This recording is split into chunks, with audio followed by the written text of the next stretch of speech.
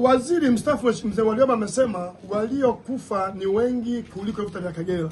Sasa mimi kama Mtanzania, wakati wa vita vya Kagera mimi sikuwepo, na nilikuwa sijazaliwa, na kama sijazaliwa hakuna mtu mwenye takwimu sahihi ya swala hilo. Lakini vile vile watu waliokufa kama alivyosema kwa Tanzania waliokufa, hakuna mtu mpaka sasa mwenye takwimu kamili. Tunasubiri mamlaka ambazo tayari zimepewa jukumu la kuchunguza ili kubaini. Hata mimi nikizungumza hilo, nitakuwa nazungumza kitu ambacho napandikiza roho nyingine kwa Watanzania na mistaki.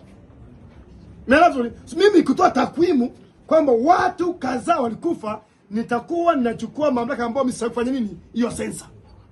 Nimepata vizuri. Hata mzee wangu Warioba sidhani kama amefanya sensa, kaifanyia wapi.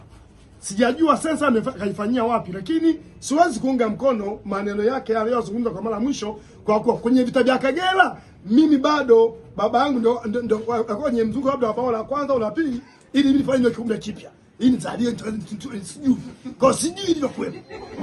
Wewe sijua. Sasa ilikuwa ni mwaka 70 ngapi? 78 79.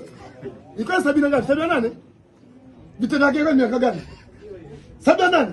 Bado mimi yani hata ile shawaji ingia wetu na mama yangu kuzaliwa mimi.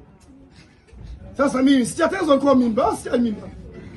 Bado labda sijatoka kwa mimba. Sasa siwezi kusema kwamba mimi siku nilikuwa nimezaliwa. Kwa hiyo siwezi kutoa nini?